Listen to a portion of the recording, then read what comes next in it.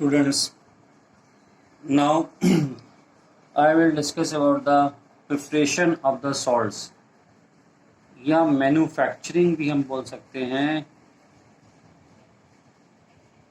Manufacturing of salts.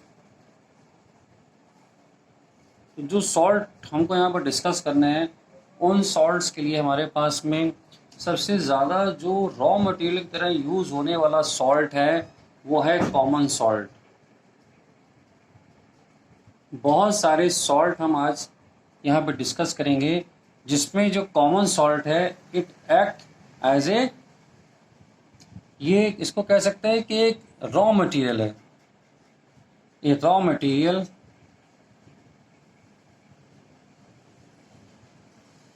की तरह behave करेगा ये बहुत सारे केमिकल्स के लिए और वेरियस केमिकल्स। तो यहाँ पर हम देखेंगे कि कैसे इसका यूज़ हो रहा है। अब सबसे आसान मेथड जो है कॉमन सॉल्ट को बनाने का है वो है we make the common salt acid base reaction, जो कि एक न्यूट्रलाइजेशन रिएक्शन है।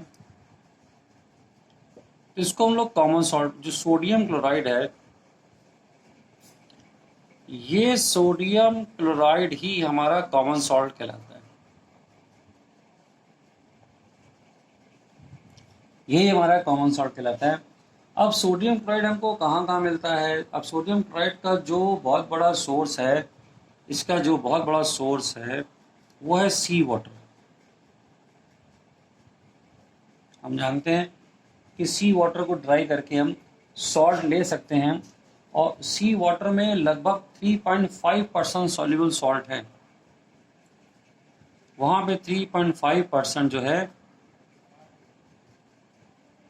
सॉल्युबल सॉल्ट है सी वाटर के अंदर। यहाँ पर एक्सट्रैक्शन कैसे करते हैं? अच्छा, इसके अलावा हम जानते हैं कि रॉक सॉल्ट भी एक सोर्स है हमारे पास में, जिसको आप सेंधा नमक कहते हैं। वहाँ से भी हमको ये सॉल्ट मिल जाता है।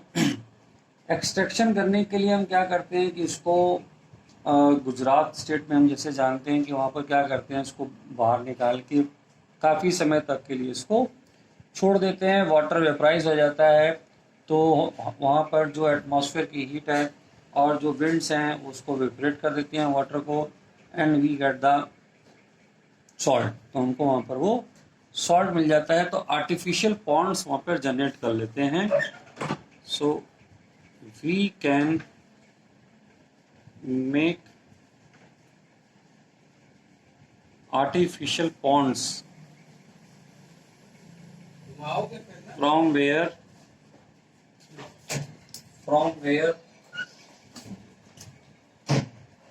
we get the salt after the evaporation of water। तो वहाँ से सॉल्ट हमको मिल जाता है। तो अब इस सॉल्ट का देखिए हम कहाँ कहाँ यूज़ करने वाले हैं। सबसे ज़्यादा अगर हमको यहाँ पर यूज़ करना हो तो शुरुआत करते हैं हम लोग सोडियम हाइड्रोक्साइड से। कॉमन सॉल्ट जो है इसको हम लोग यूज़ करने वाले हैं, जैसे कि सोडियम हाइड्रोक्साइड बनाना है, बेकिंग सोडा बनाना है, वॉशिंग सोडा बनाना है। So it can be used in manufacturing of sodium hydroxide. इसको बनाने के लिए इसको यूज़ कर सकते हैं हम लोग। बेकिंग सोडा के लिए इसको यूज़ करेंगे हम लोग। वॉशिंग सोडा में भी इसको यूज़ करेंगे हम लोग। तो ये प्रिपरेशन करने के लिए इसको हम लोग यूज़ करते हैं। तो आइए स्टार्ट करते हैं NaOH की preparation.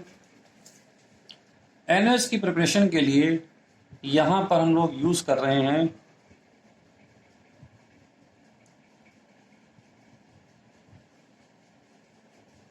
क्लोर alkali process. क्लोर alkali process में ये एक डायग्राम है जो आपको प्रैक्टिस कर लेना चाहिए। इस डायग्राम में जो है आप देखिए दो यहाँ पर इलेक्ट्रोड लगे हुए हैं, बैटरी से कनेक्टेड है, बीच में एक मेम्ब्रेन लगी हुई है। लेफ्ट साइड से ब्राइन सोल्यूशन हम लोग यहाँ पर एंटर कराते हैं। ब्राइन सोल्यूशन क्या है? It is the solution of the salt. ये सॉल्ट सोल्यूशन है। जो ब्राइन हमारा है वो है सॉल्ट सोल्यूशन, इसको सिंपली कहें नमक का घोल। यहाँ से हम एंटर कराते हैं और ये राइट साइड से हमको यहाँ पर जो है ब्राइन और मेनली यहाँ पर हमको NaOH तैयार होकर यहाँ पर मिल जाता है। और ये जो अगर हम रिएक्शन की बात करें कि रिएक्शन यहाँ पर क्या होती है, सोडियम क्लोराइड वाटर के साथ में, ये हमारे पास में एक्वस है, वी गेट द NaOH और साथ में क्लोरीन गैस और हाइड्रोजन गैस। ये दोनों गैसेस हमको यहाँ पर मिलती हैं। यहाँ देखिए मेंशन हो रखा है लेफ्ट साइड में यहाँ पर क्लोरीन गैस ऊपर जा रही है और राइट साइड से हमको हाइड्रोजन गैस मिल रही है। तो इस प्रोसेस में हमको 3 प्रोडक्ट मिल रहे हैं, सोडियम हाइड्रोक्साइड, क्लोरीन गैस जो कि कहाँ मिल रही है हमको एनोड पे, और हाइड्रोजन गैस जो कि हमको मिल रही है कैथोड पर। अब यहाँ पर इस रिएक्शन को समझने के लिए यहाँ पे हमने बोलना क्या है कि we are from this inlet we are filling the brine solution, that is the solution of sodium chloride, and when we pass the electricity here, then we get the sodium hydroxide from this outlet, and at the anode we are having the chlorine gas, and at the cathode we get the hydrogen gas. अब इसको थोड़ा और अच्छे से समझाने के लिए हम लोग यहाँ पे लिखेंगे इलेक्ट्रोलिसिस की एक रिएक्शन। यहाँ पर हम लोग लिखेंगे इलेक्ट्रोलिसिस के लिए, तो यहाँ पे लिखेंगे पहले हम लोग एनोड रिएक्शन।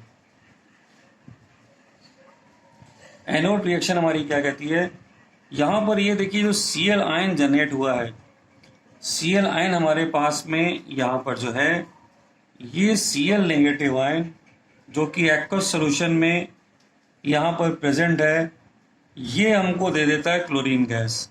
इसको 2 से मल्टीप्लाई करते हैं बैलेंस करने के लिए, और यहाँ से 2 इलेक्ट्रॉन यहाँ पर निकल जाते हैं। अब जो कैथोड रिएक्शन हमारी वो क्या है,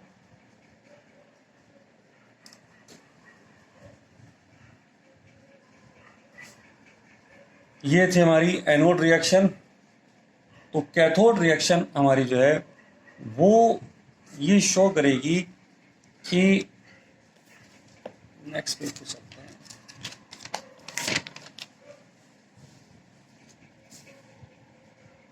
तो यहां हम लिखेंगे कैथोड रिएक्शन। कैथोड रिएक्शन में जो H आयंस थे हमारे पास में वो इलेक्ट्रॉन को एक्सेप्ट कर लेंगे, वहां से 2 इलेक्ट्रॉन निकले थे, ये हाइड्रोजन गैस में कन्वर्ट हो गए। तो यहाँ देखिए क्लोरीन और हाइड्रोजन की फॉर्मेशन कैसी होती है आयनिक फॉर्म में, वो हमने यहाँ पर इसको देख लिया। और इसके बीच में जो आप एक देख रहे हो मेम्ब्रेन यहाँ पर लगी हुई है, ये जो मैंने आपको दिखाया था यहाँ पर, ये जो अरेंजमेंट किया था, एक यहाँ पर ये मेम्ब्रेन है, ये क्या करती है कि सर्टेन यहाँ पर आयंस को ही यहाँ पर पास होने की, यहाँ से वो निकल सकते हैं, कि जैसे सोडियम आयन यहाँ से ट्रांसफर हो सकता है इधर से, और क्लोराइड आयन यहाँ पर ट्रांसफर हो सकता है दूसरी तरफ पर। बाकी जो आयंस हैं जो जिस साइड है वो यहाँ पर उधर ही रहेंगे। तो हम बोलते हैं कि ये जो मेम्ब्रेन है ये आयन सेलेक्टिव मेम्ब्रेन है। ये कैसी है? Ion selective. कि कौन से जो आयन हमारे वो यहाँ से पास हो सकते हैं। तो यहाँ से सोडियम आयन फ्रीली क्रॉस हो सकता है और क्लोराइड आयन यहाँ पर क्रॉस हुआ है, बाकी सब आयन अपनी जगह रहेंगे। तो ये 3 चीजें हमने यहाँ पर जो ली हैं, इसके यूजेस देखिए क्या हैं। अगर हम बात करें यहाँ पर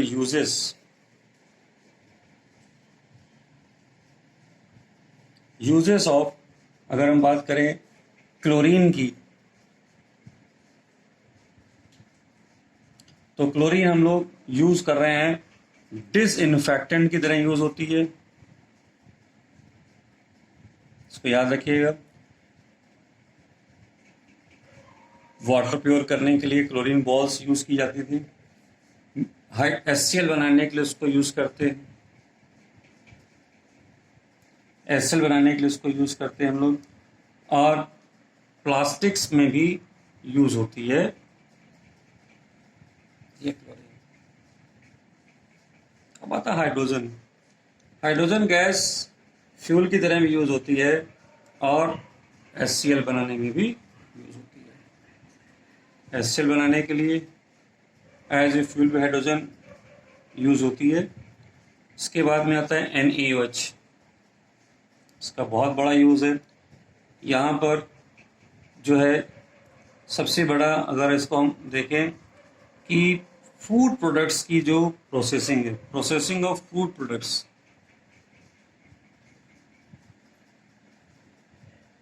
जो फूड प्रोडक्ट की प्रोसेसिंग है वहां पर हम लोग इसको यूज करते हैं। और जो सबसे ज्यादा आपको यूज इसका दिखाई देता है सोप्स एंड डिटर्जेंट्स में, आपको ये हेल्पफुल है बनाने में। सोप्स एंड डिटर्जेंट्स वहाँ बनाने में इसको हम लोग यूज कर रहे हैं, और पेपर मेकिंग में भी इसका यूज है। पेपर मेकिंग में भी इसका हम लोग यूज करेंगे। तो ये हो गए हमारे पास में यूजेस। अब यहाँ पर हमने जो देखना है कि सोडियम क्लोराइड हमने देख लिया, यहाँ पे बन गया है, और उसके बाद में इसके यूजेस हमने देख लिए कहाँ कहाँ इसका यूज होने वाला है। अगर हम सॉल्ट की बात करें, प्योर सॉल्ट की, तो प्योर सॉल्ट जो है वो हमारे खाने में इस्तेमाल होता है, और उसको जो है यहाँ पर देखिए जो और भी केमिकल्स हम बनाना चाहते हैं तो वहाँ पर भी इसको हम यूज़ करते हैं। अब जो हमने सोडियम हाइड्रोक्साइड की जो प्रिपरेशन करी है, अब इसकी प्रॉपर्टीज क्या हैं अगर हम देखें,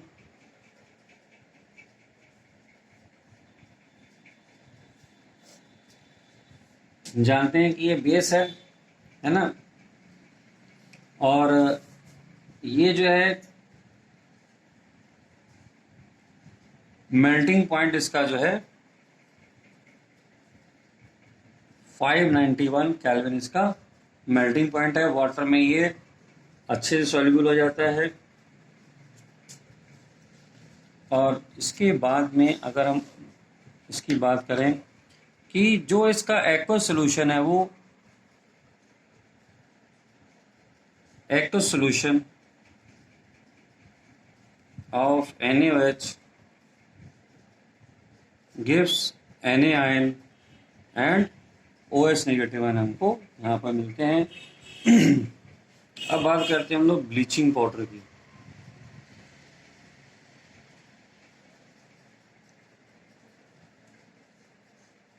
नंबर 2 हमारा जो है कंपाउंड ब्लीचिंग पाउडर, हम यहाँ पर बात करेंगे।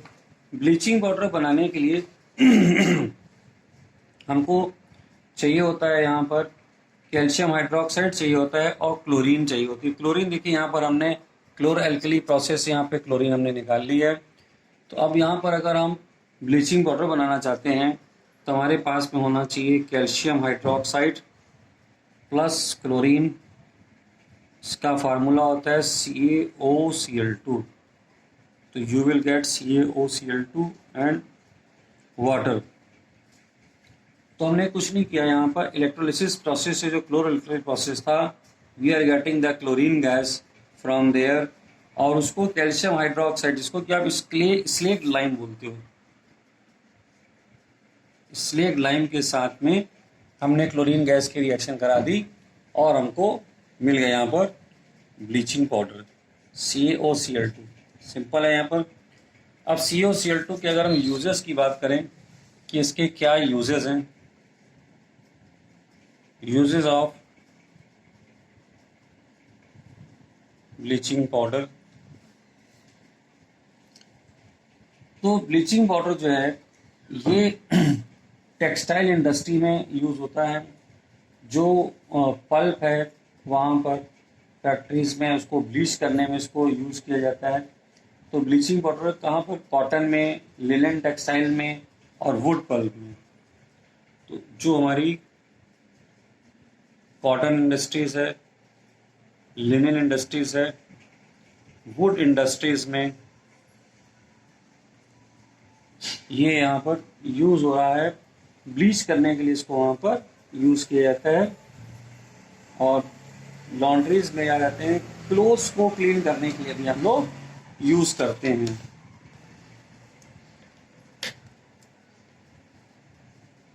इन लॉन्ड्रीज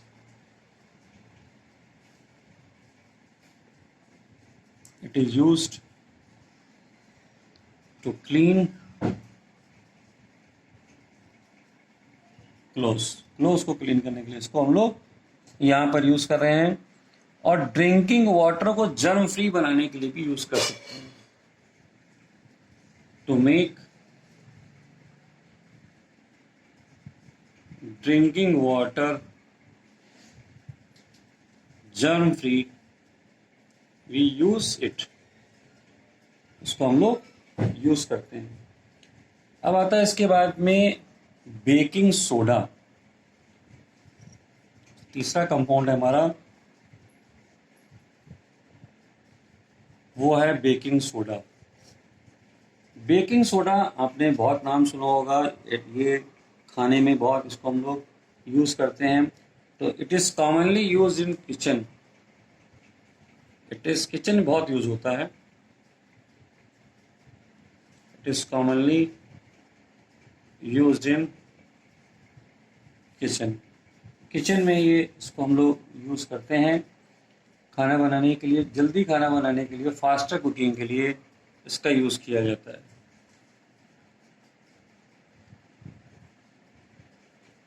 कि जल्दी खाना बन जाए उसके लिए। और इसका जो केमिकल नेम है, इसका जो केमिकल फार्मूला है वो क्या है? NaSCO3, जिसको हम लोग सोडियम बाइकार्बोनेट भी बोलते हैं यहाँ पर। अब ये बनाने के लिए हमारे पास में जो अरेंजमेंट है, वो अरेंजमेंट काफ़ी बड़ा एक अरेंजमेंट किया जाता है। यहाँ पर आपको केवल केमिकल रिएक्शंस को शो करना है। तो वो रिएक्शंस हमारी जो है, इसमें जो केमिकल रिएक्शन जो इन्वॉल्व है वो क्या है? जो केमिकल रिएक्शन यहाँ पर इन्वॉल्व है वो क्या है? देखिए, हमको इसमें चाहिए होता है सॉल्ट इसको बनाने के लिए, और हमको चाहिए होता है इसमें वाटर, और चाहिए होता है कार्बन डाइऑक्साइड, और क्या चाहिए होता है? Ammonia gas. यहाँ पर ये जो हम लोग इसको बना रहे हैं, इसको एक्चुअली प्रोसेस को हम लोग बोलते हैं सॉल्वे प्रोसेस। सॉल्वे प्रोसेस से हम जब इसको बनाते हैं तो यहाँ पर हमको केवल ये NaSCO3 नहीं मिलता है, इसके साथ साथ में हमको जो है अमोनियम क्लोराइड भी मिलता है। यहाँ पर NaSCO3 प्रेसिपिटेट फॉर्म में मिलता है, और प्लस यहाँ पर अमोनियम क्लोराइड भी हमको मिलता है। वाटर देखिए फ्री है, सॉल्ट भी ऑलमोस्ट फ्री की तरह ही हमको मिल जाता है, बहुत चीप है। कार्बन डाइऑक्साइड को लेने के लिए हम लोग कैल्शियम कार्बोनेट को यूज़ करते हैं, उसको हीटअप करके हमें CO2 मिल जाती है। और ये जो अमोनिया गैस यहाँ पर हम देख रहे हैं, ये अमोनिया गैस है। अमोनिया गैस यहाँ पर ये आ जाती है अमोनियम क्लोराइड में। यहाँ पर फिर से इसको हम लोग ट्रीटिंग करके, रिएक्शन करा के वापस अमोनिया ले लेते हैं। तो ये अमोनिया का जो अमाउंट है ये एज इट इज बना रहता है। हम इसको वापस NH4Cl से अमोनिया को ले लेते हैं। तो ये यहाँ पर जो NH4Cl है ये वाटर में सॉल्व होके हमको यहाँ पर मिल जाता है। अब इसके सोडियम हाइड्रोजन कार्बोनेट में है कि अगर इसको हम हीटिंग कर देते हैं, एक्शन ऑफ हीट क्या है? अगर इस पे देखें तो जो NaSCO3 है हमारे पास में, NaSCO3 हमारे पास में जो है ये एक कन्वर्ट करेगा।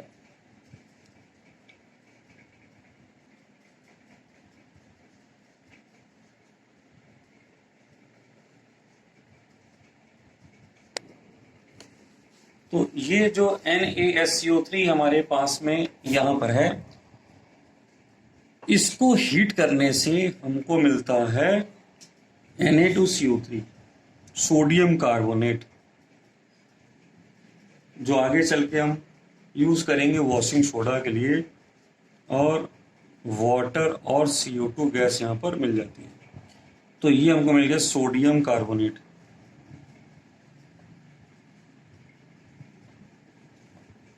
और ये हमारा क्या था, सोडियम बाइकार्बोनेट।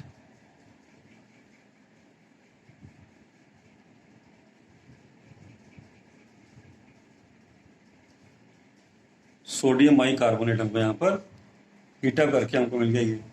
अब ये जो हमने यहाँ पर लिया है, हीट करने से हमने देखा एक नया कंपाउंड बन गया। जो सोडियम हाइड्रोजन कार्बोनेट है वो व्हाइट क्रिस्टल का सॉलिड यहाँ पर होता है, और ये कैसा है, it is alkaline in nature. ये जो है एल्कलाइन इन नेचर होता है, यहाँ पर हम जानते हैं इसको कि ये जो है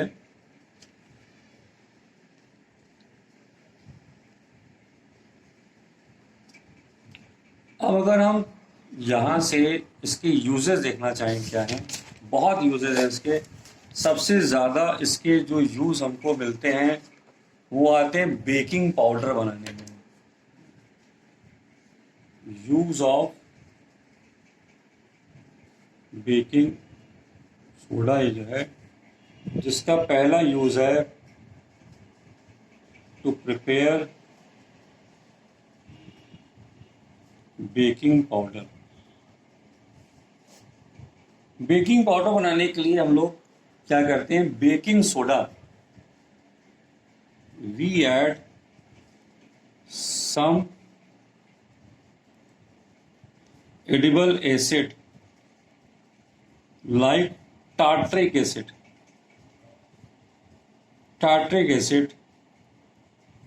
with baking soda to prepare baking powder। अब ऐसा क्यों कर रहे हैं, उसका रीजन ये है कि जब हम लोग अगर केवल